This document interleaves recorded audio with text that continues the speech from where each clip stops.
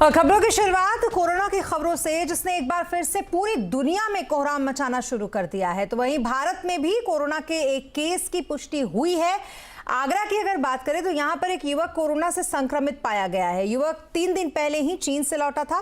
Report positive आते ही स्वास्थ्य विभाग पूरी तरीके से इसमें एक्टिव हो गया है और उसके सैंपल को जीनोम सीक्वेंसिंग के लिए अभी भेजा गया है, ताकि ये पता चल सके कि युवक कोरोना के कौन से वेरिएंट से फिलहाल पीड़ित है। युवक के संपर्क में फिलहाल 37 लोग भी आए हैं जिनका कोरोना टेस्ट कराया गया है। कोरोना के मद्देनजर मनसुख मांडविया आईएमए के साथ वर्चुअल बैठक वो करेंगे। इसको लेकर इस वीडियो कॉन्फ्रेंसिंग में मेडिकल इंफ्रास्ट्रक्चर को लेकर पूरी चर्चा होगी। इस खबर पर डिटेल के लिए बात करते हैं। हमारे संवाददाता दीपाली इस वक्त हमारे साथ बनी हुई हैं उनसे। दीपाली, क्या कुछ डिटेल है आपके पास? देखिए, अब से कुछ ही देर बाद Mansukh Mandaviya Indian medical association के प्रतिनिधियों के साथ एक वर्चुअल कॉन्फ्रेंस करेंगे और किस तरह से वैश्विक स्तर पर और देश में मौजूदा कोविड के हालात है, इस पर चर्चा की जाएगी। जो सूत्रों से हमें जानकारी मिल रही है उसके मुताबिक खास तौर पर फोकस चर्चा का यही रहेगा कि मौजूदा मेडिकल इंफ्रास्ट्रक्चर को किस तरह से पेसअप करने की जरूरत है, ताकि अगर देश में हालात बिगड़ते हैं तो मेडिकल इंफ्रास्ट्रक्चर के लिहाज से हर मुमकिन मदद देश भर में हर राज्यों को सरकार की तरफ से पहुंचाई जा सके। मैं आपको बता दूं, इससे पहले भी इंडियन मेडिकल एसोसिएशन की तरफ से सरकार को बकायदा चिट्ठी लिखकर यह आगाह किया गया था कि अब वक्त आ गया है। जिस तरह से चीन, अमेरिका, ब्राजील में मामले काफी तेजी से बढ़ रहे हैं और अब हम देख रहे हैं कि जो चीनी वेरिएंट है उसने भी भारत में दस्तक दे दी है। ऐसे में सरकार हर मुमकिन कोशिश के लिए तैयार रहे। तो कुछ ही देर बाद ये बैठक शुरू हो जाएगी। अगर ओवरऑल देखा जाए, जिस तरह की जानकारी आपने ये दी कि लेटेस्ट अपडेट यही है कि आगरा में 3 दिन पहले एक युवक कोविड पॉजिटिव पाया गया है। बताया जा रहा है कि वो चीन से ही वापस लौटे थे। फिलहाल उनके सैंपल की जीनोम सीक्वेंसिंग की जा रही है। साथ ही साथ जितने भी लोग उनके संपर्क में आए थे उनके सैंपल्स को भी जीनोम सीक्वेंसिंग के लिए भेज दिया गया है। तो सरकार की बात की जाए, केंद्र सरकार, राज्य सरकार और जितनी भी अलग अलग अथॉरिटीज हैं वो भी सतर्क होती हुई नजर आ रही हैं। जी, बहुत शुक्रिया दीपाली तमाम डिटेल्स के लिए आपका। तो कोरोना को लेकर कुछ इस तरीके के हालात। और अगर गुजरात की बात करें तो यहाँ भी सरकार पूरे अलर्ट मोड में फिलहाल दिख रही है। सरकार ने यहाँ पर हिदायत भी दी है कि कोई भी लोग जो कोरोना प्रोटोकॉल का पालन नहीं कर रहे हैं वो भी इसका पालन करें। इस वक्त अहमदाबाद में धार्मिक आयोजन चल रहा है और वहां पर एसओपी का पालन कराया जा रहा है या नहीं, इसका जायजा लिया हमारे संवाददाता केतन जोशी ने। अहमदाबाद में दुनिया का सबसे बड़ा आध्यात्मिक मेला चल रहा है, जिसमें हर रोज 1.5 से 2 लाख लोग दर्शन करने के लिए आते हैं। आप मेरे पीछे देख सकते हैं कि कई सारे लोग यहाँ आज भी विजिट कर रहे हैं। लेकिन खास बात यह है कि आज से यहाँ एसओपी का पालन शुरू हो गया है और यहाँ सबको अपील की जा रही है कि वो मास्क पहने। ज़्यादातर जो ग्रुप है आप देख सकते हैं कि मास्क पहन कर आए हैं, ताकि संभवित कोरोना का जो डर है उनसे निपटा जाए और कोरोना अगर फैलता है तो इस मास्क के जरिए उसको रोका भी जा सकता है। इस वक्त हमारे साथ यहाँ के वॉलंटियर है। आइए हमें बताइए कि खासकर यहाँ पर जो मास्क को लेकर आप किस तरह से लोगों को सचेत कर रहे हैं। जय स्वामीनारायण। बीएपीएस स्वामीनारायण संस्था ने गवर्नमेंट के मार्गदर्शन के अनुसार एसओपी के अनुसार गाइडलाइंस जाहिर की है। उसमें तमाम वॉलंटियर्स सभी प्रकार की सुरक्षा को लेके बराबर खबर रख रहे हैं। सब वॉलंटियर्स मास्क पहन के आए हुए हैं और आप देख रहे हैं कि बड़ी तादाद में यहाँ लोग आ रहे हैं। तो मेजॉरिटी ऑफ द लोग मास्क पहन के ही ये महोत्सव का लाभ उठा रहे हैं। बिल्कुल, ये महोत्सव है वो 15 जनवरी तक चलेगा और हर रोज़ यहाँ आने वालों की संख्या है वो बढ़ती जा रही है। तो अच्छा है कि लोग अपने आप एक डिसिप्लिन क्रिएट करके मास्क पहन कर आते हैं, तो हम कोरोना को निश्चित रूप से रोक भी पाएंगे। केतन जोशी, अहमदाबाद। और एक तरफ नए साल का काउंटडाउन स्टार्ट हो गया है, दूसरी तरफ कोरोना से बढ़ते मामलों ने चिंता बढ़ा दी है। ऐसे में हमारी दोगुनी जिम्मेदारी है कि हम सावधान रहें, क्योंकि जरा सी भी चूक हमें भारी पड़ सकती है। इसी पर आज कंज्यूमर अड्डा में करेंगे चर्चा शाम 5:57 पर।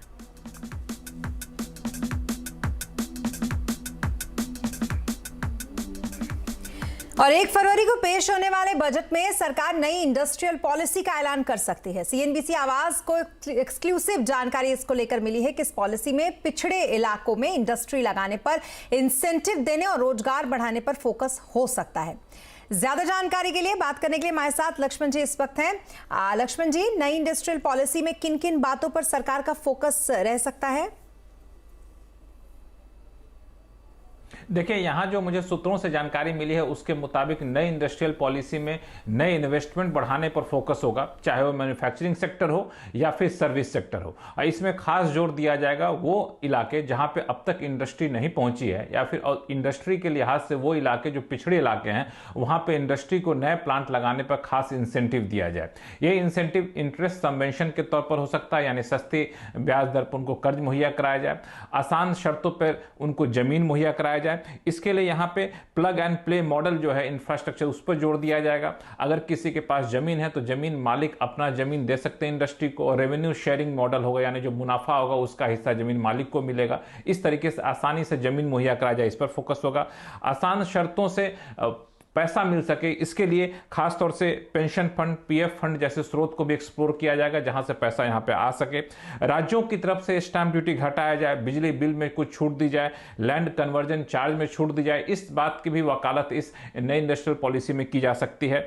और कुछ खास सेक्टर हैं, ड्रोन मैन्युफैक्चरिंग पर जोर होगा, स्टार्टअप को बढ़ावा देने पर जोर होगा, मेडिकल डिवाइस के घरेलू मैन्युफैक्चरिंग पर जोर होगा, और उनको अलग अलग तरीके से मदद दिए जाने का भी प्रस्ताव रखा गया है नई इंडस्ट्रियल पॉलिसी में। और ये उद्योग मंत्रालय ने इस पॉलिसी का मसौदा तैयार कर लिया है, संबंधित मंत्रालयों से सलाह मशवरा के लिए भेजा है। अगर सहमति बन जाती है तो हो सकता है कि बजट जो 1 फरवरी को पेश होने वाला है, बजट स्पीच में आप नई इंडस्ट्रियल पॉलिसी का ऐलान होता हुआ देख सकते हैं। जी, बहुत शुक्रिया तमाम डिटेल्स के लिए आपका लक्ष्मण जी। और जल्द ही आपको कॉल ड्रॉप और स्लो डाटा स्पीड से छुटकारा मिल सकता है। सूत्रों के मुताबिक व्यवस्था सुधारने के लिए दूरसंचार सचिव ने टेलीकॉम कंपनियों के साथ 28 दिसंबर को बैठक बुलाई है। इस खबर पर डिटेल लेते हैं असीम मनचंदा से। असीम, क्या कुछ एक्शन लेने जा रही है सरकार इस पर? देखिए, जब से टेलीकॉम कंपनी ने 5G सेवाओं के रोल आउट करने की शुरुआत की है, तब से सर्विस में इंटरफेरेंस आ रहे हैं और कॉल ड्रॉप की समस्या जो है बढ़ गई है। सरकार ये चाहती है कि जो टेलीकॉम कंपनी है अपने नेटवर्क की क्वालिटी जो है उसको सुधारे। खासतौर पर कि सरकार ने पिछले कुछ दिनों में टेलीकॉम सेक्टर में काफी सारे कदम उठाए हैं, इंफ्रास्ट्रक्चर रोल आउट को लेकर के कई कदम लिए हैं, जिसकी वजह से टेलीकॉम कंपनियों के लिए इंफ्रास्ट्रक्चर लगाना जो है काफी आसान हो गया। तो सरकार ये चाहती है कि कंपनी इसके अंदर निवेश जो है बढ़ाए। तो वह सूत्रों के हवाले से जानकारी मिल रही है, दूरसंचार सचिव जो है 28 तारीख को टेलीकॉम कंपनियों के साथ बैठक करने वाले हैं। बैठक में सरकार जो है टेलीकॉम कंपनियों को कहेगी कि आप नेटवर्क को लेकर के अपना निवेश जो है बढ़ाए और जो सर्विसेज की क्वालिटी है वो सुधारे। खासतौर पर कि दूरसंचार विभाग पहले ही टेलीकॉम रेगुलेटरी ट्राई को लिख चुका है कि आप जो है कॉल ड्रॉप्स की जो नियम है उसको 3 गुना ज्यादा स्ट्रेंथन जो है वो कीजिए, यानी कि टेलीकॉम कंपनियों को अपना नेटवर्क जो आने वाले दिनों में सुधारना पड़ेगा। और सरकार ने इसकी तैयारी पूरी कर ली है। 28 तारीख को बैठक होगी, इसमें कि सरकार टेलीकॉम कंपनियों को निर्देश देगी कि आप अपने नेटवर्क को सुधारें। जी असीम, आप बने रहे हमारे साथ, आगे भी आपसे जुड़ेंगे। तो ये तो अच्छी खबर थी लोगों के लिए, लेकिन एक खबर झटके वाली भी है। वो इसलिए क्योंकि नए साल से पहले मदर डेयरी ने दिल्ली एनसीआर में दूध के दाम 2 रुपए प्रति लीटर बढ़ा दिए हैं। पिछले 1 साल में मदर डेयरी ने ये 5वीं बार है जब दाम बढ़ाए हैं। असीम हमारे साथ लगातार बने हुए हैं। असीम, एक बार फिर झटका दूध के मोर्चे पर लोगों को लगता हुआ नए साल से पहले? जी, सही कहा आपने। आम आदमी के ऊपर एक बार फिर से महंगाई की मार पड़ी है। मदर डेयरी ने दिल्ली एनसीआर में दूध के दाम जो है 2 रुपए प्रति लीटर जो है बढ़ा दिए। इस साल में 5वां मौका है जबकि कंपनी ने दाम जो है बढ़ाए हैं। 1 साल पहले दूध जो है करीबन 56 रुपए के आसपास था, लेकिन अब ये 66 रुपए जो है हो गया। तो कहीं ना कहीं जो आम आदमी है उसकी परेशानी बढ़ी है। जो दूसरी सबसे बड़ी कंपनी है अमूल, वो भी आने वाले दिनों में अपने दरों में बढ़ोतरी जो है वो कर सकती है। खासतौर पर की जो कंपनी है उसका ये कहना है कि पिछले कुछ दिनों में जो रॉ मटेरियल है उसकी कीमतों में काफी भारी बढ़ोतरी जो देखने को मिली है, जिसके चलते किसानों को उसकी लागत दे पाना जो है मुश्किल हो गया। इसीलिए कंपनी को दाम बढ़ाने पड़े। तो अब दिल्ली में आपको 66 रुपए प्रति लीटर फुल क्रीम दूध मिलेगा। तो हालांकि कंपनी ने जो काउ मिल्क है या फिर टोकन मिल्क है उसके दाम अभी नहीं बढ़ाए, लेकिन बाकी सभी टोन मिल्क और फुल क्रीम मिल्क के दाम 2 रुपए प्रति लीटर बढ़ गए और ये बढ़ोतरी कल से लागू हो गई। बहुत शुक्रिया तमाम डिटेल्स के लिए आपका असीम।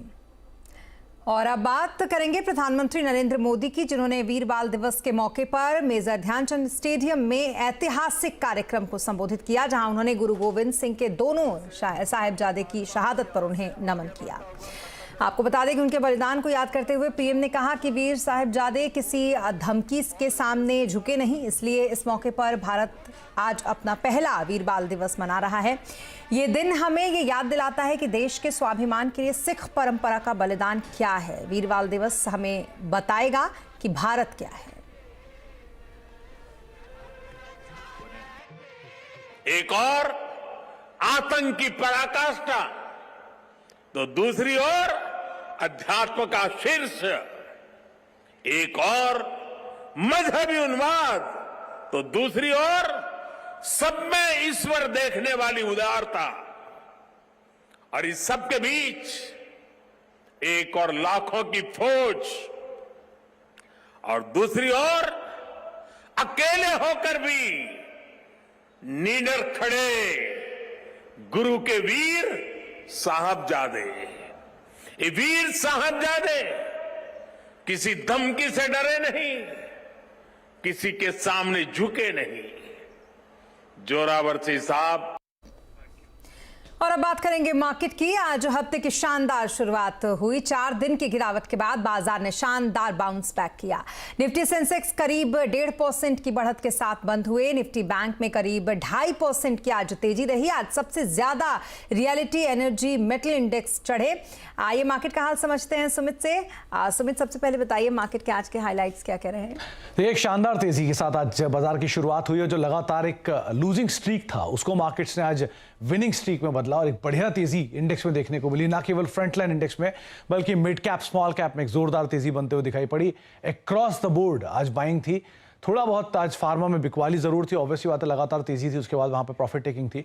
लेकिन बाजार में जितने भी फ्रंट लाइन के सेक्टर्स हैं, मिसाल के तौर पे banks, IT, realty, auto, metal, सब में एक अच्छा मूव बनता हुआ दिखाई पड़ा। और क्रॉस द बोर्ड बाइंग का मतलब कि आज जो कैश मार्केट के स्टॉक्स थे वहां पर ज्यादा कामकाज था। एडवांस डिक्लाइन करीब 2500-2600 शेयर तेजी में और करीब 200-300 शेयर आज बिकवाली के साथ कामकाज करते हैं उनके ठीक सामने।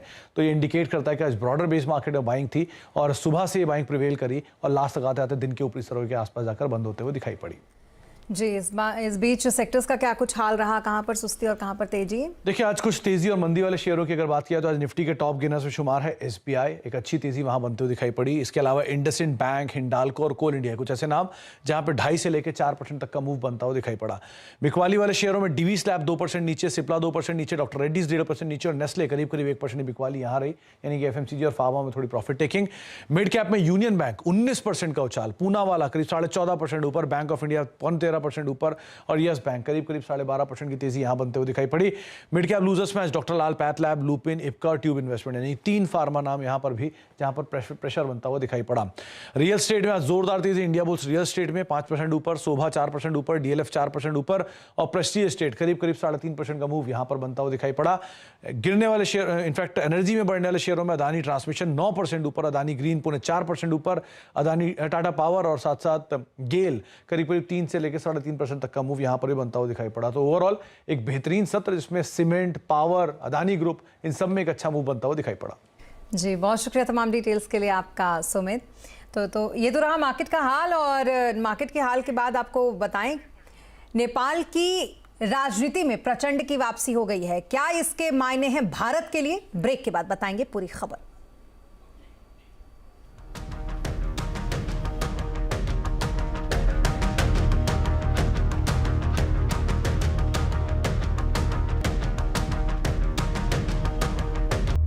और ब्रेक के बाद एक बार फिर आपका स्वागत है। 2022 बीतने को है। अब समय ये देखने का है कि इस साल कौन सा सेक्टर हिट रहा और कौन सा सेक्टर पिट गया।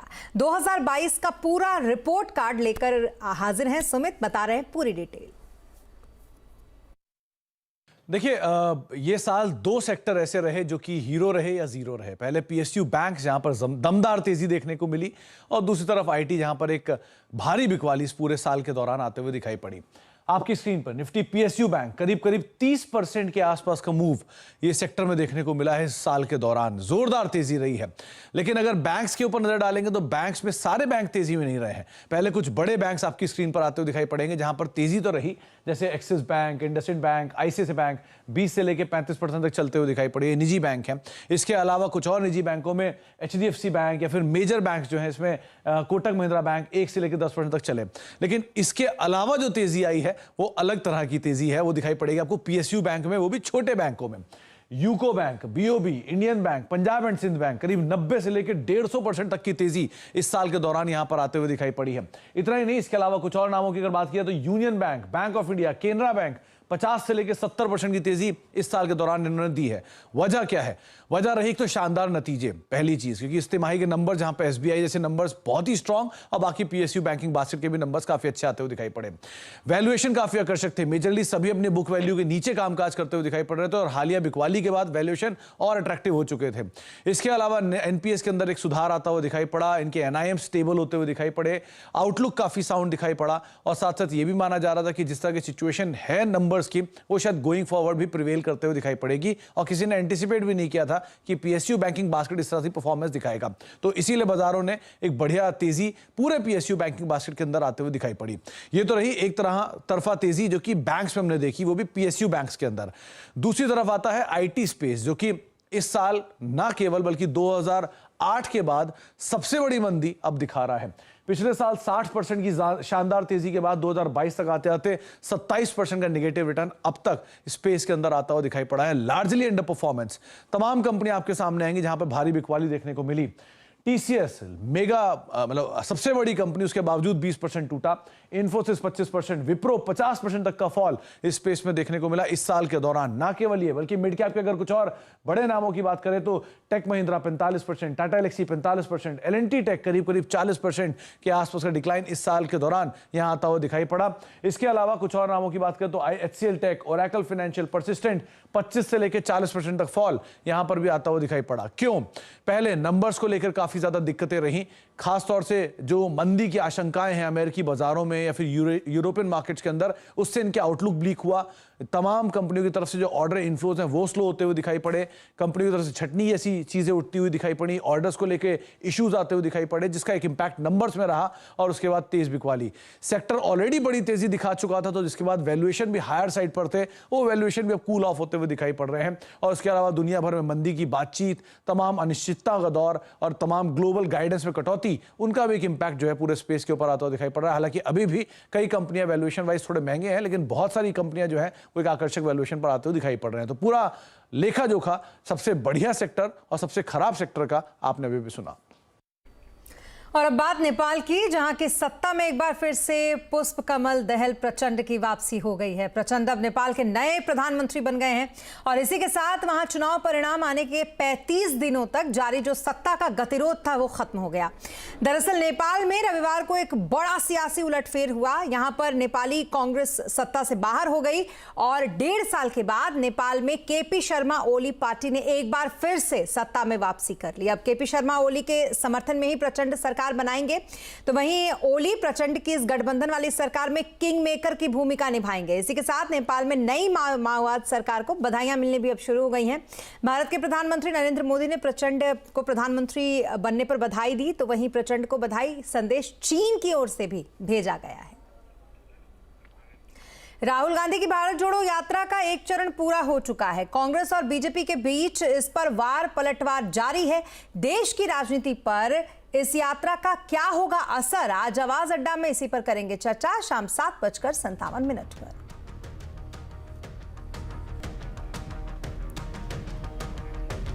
और दिल्ली समेत पूरे उत्तर भारत में शीतलहर और कोहरे ने मुसीबत बढ़ा दी है। दिल्ली में तो पिछले 2 दिनों से कड़ाके की ठंड पड़ रही है।